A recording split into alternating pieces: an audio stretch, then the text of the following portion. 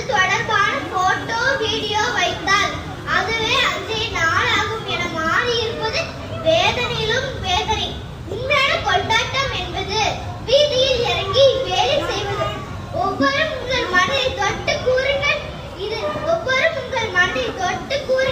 இதுவரை உங்களால் விதைத்து வளர்ந்திருந்த மரங்கள் என்று அநேக பேரின் பதிலும் மௌனமாகவே இருக்கும்.